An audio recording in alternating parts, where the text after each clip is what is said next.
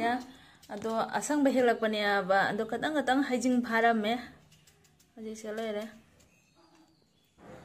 heno mit pachage tum hogolakpagi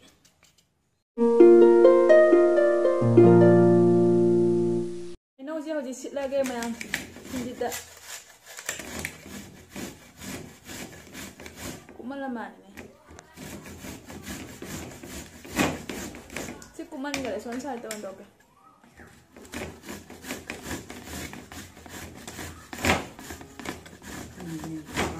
Tinta ya no jadi kalak pada bo.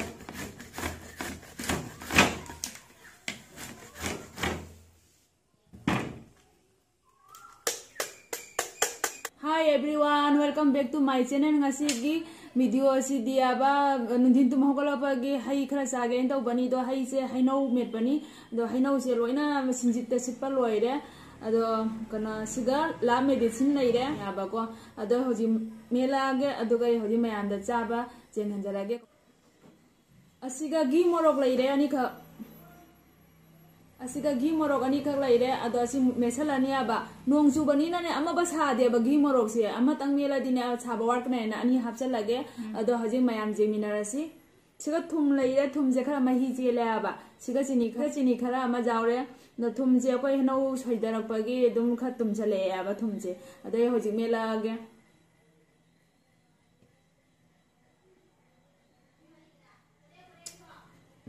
acha hoji dudi mela marok se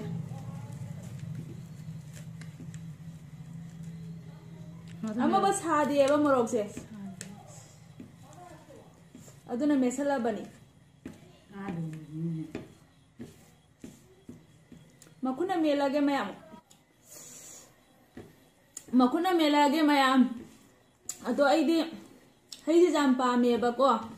ado mayam waro bigano khutna mepana hawba heli hen bani aidi mepa jusu khutna melpa tare loi thunge ba ado na se la medicine hap chale tin tare saning mana lore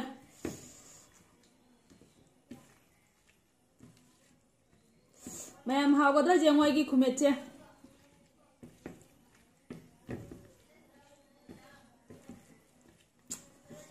hawrani fajana ada hoji ai heno se melpa loi jare adudi ai chaba hawjarage adudi mayam ai hoji hawjarage ahan bagi hai gi chamosima di mayam bior mayam de injarage charage dudi mayam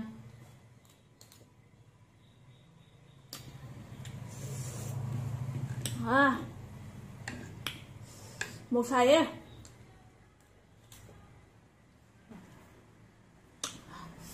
hào bên á mày làm cái số máy tàu ra cái giá biểu giảm thật nó hào đây ngay xí cái hình mệt bật chưa hào đấy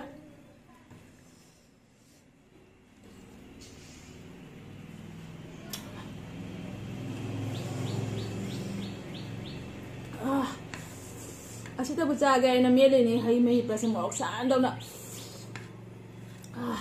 phadana sara me di sara de mani ni phadana sara me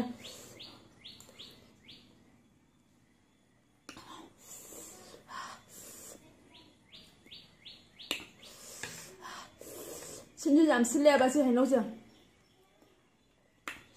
jam sare bo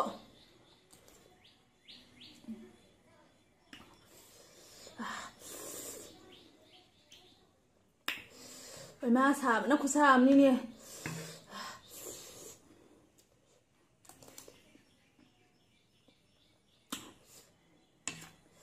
tam thati na hawre hai je mayam di kasar di hoji phawba se nong chu na adum leiri do hana de di khatang di phare aduna nong chu mandara karim thokba khotpa karim ta jadre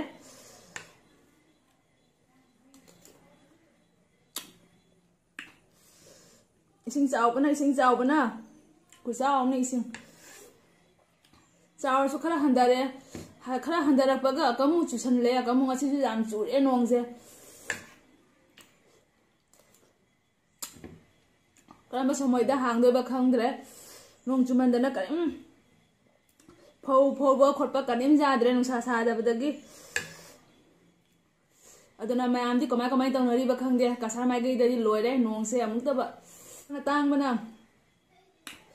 हिंजां नापीगसे जाम तांगे कारण केजीदगा लुपा चाम जोले हजि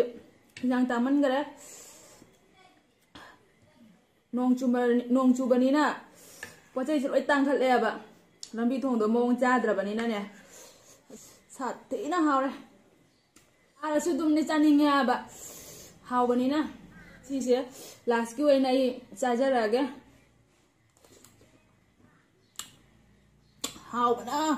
खुआम लोसनजरगे करिगुंबागी video असिना नुंगाइबीबा तारागदी like comment share तौसनबिरमो like अमतंग पिबिरमो नुसिबिदुना अदुगा सब्सक्राइब अमसु तौसनबिरमो अनौबा वीडियो जेंबगीदमक्ता सब्सक्राइब तौसनबिरमो सब्सक्राइब तौदबसिंसु अदो मतांग सिदा वीडियो असे स्वासिका लोसनजरगे बाय बाय।